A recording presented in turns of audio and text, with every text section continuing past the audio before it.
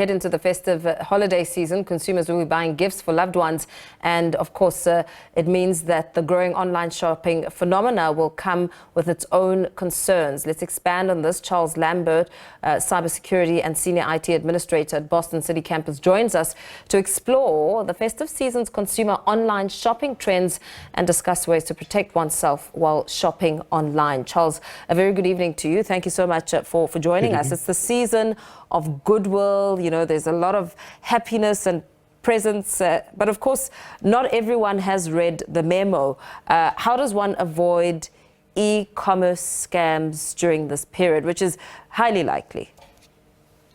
So the key is you need to be vigilant, especially with Black Friday. If it looks too good to be true, it probably is too good to be true. Do your homework first.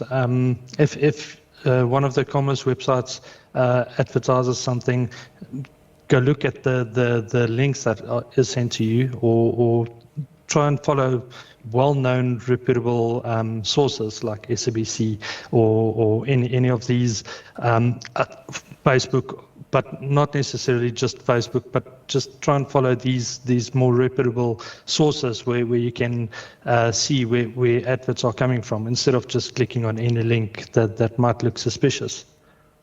So what are some of the notable trends you're seeing as the build-up intensifies around the season? So phone calls is still a typical problem that most people are experiencing, where you get these phone calls where a cyber criminal is trying to put you under pressure, saying your card has been fraudulently used in a transaction, and then they try and get a one-time PIN from you, and that's the first warning flag that you should already be aware of. If the moment they ask you for any form of one-time PIN or anything like that should tell you, do not give it to them. Rather just hang up the phone and phone your bank and follow the right channels to ensure that you are protected. So what will a reputable online retailer not ask you for? So take someone like Take-A-Lot.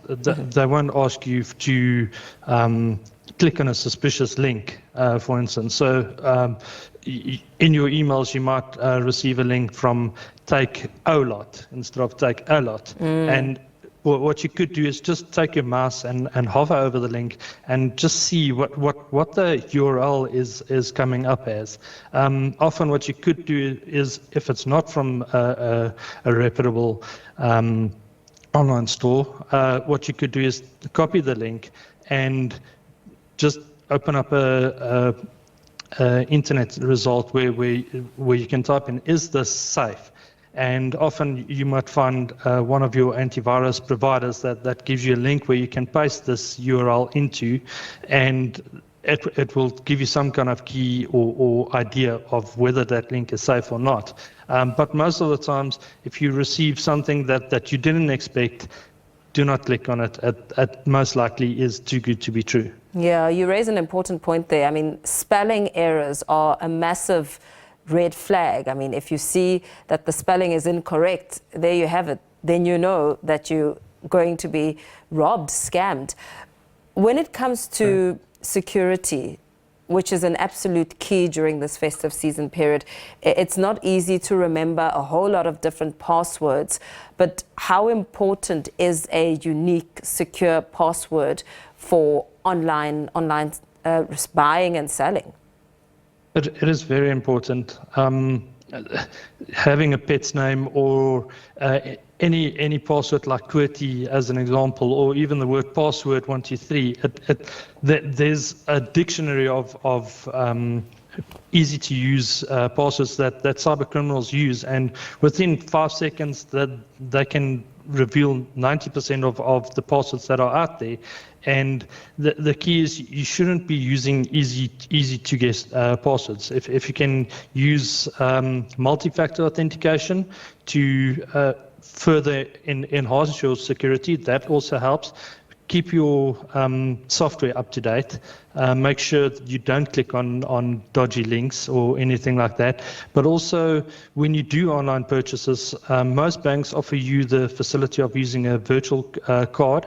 So what you could do is create a small capped usage of, for instance, 500 Rand for online purchases.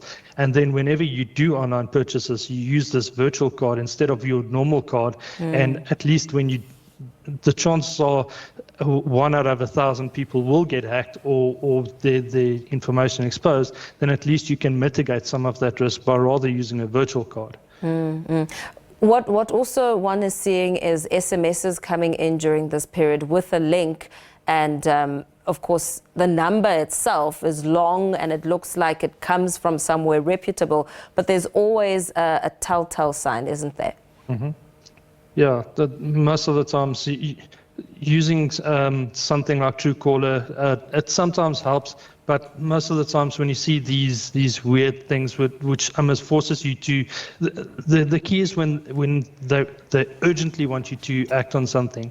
That's usually your first telltale sign that they want you to react, and that's your first key to warn you to say, whoa, think about this, don't click on it.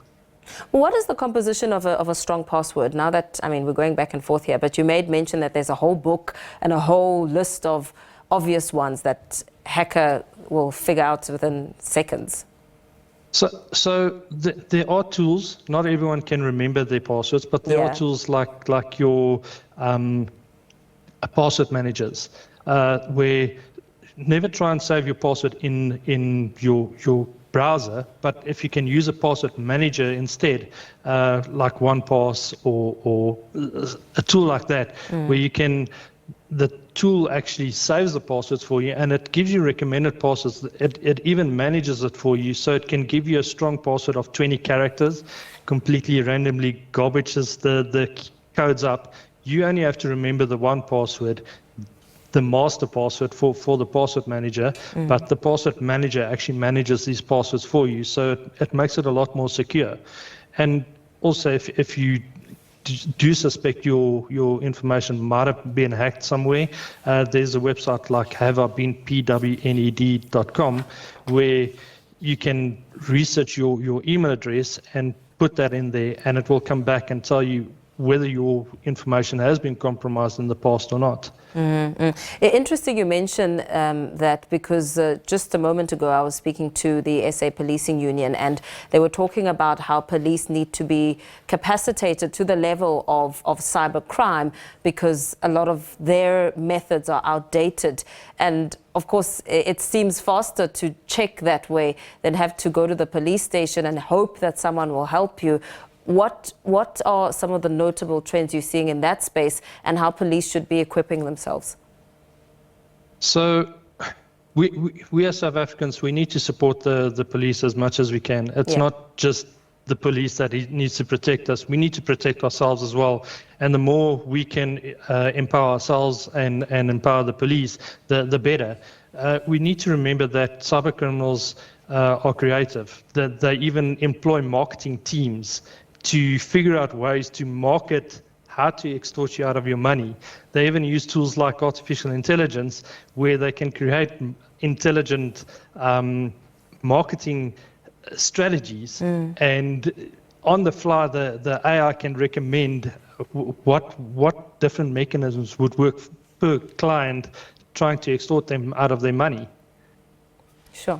Thank you so much. Thanks for speaking to us this evening and giving us those tips, ending that conversation with Charles Lambert, Cybersecurity and Senior IT Administrator at Boston City Campus.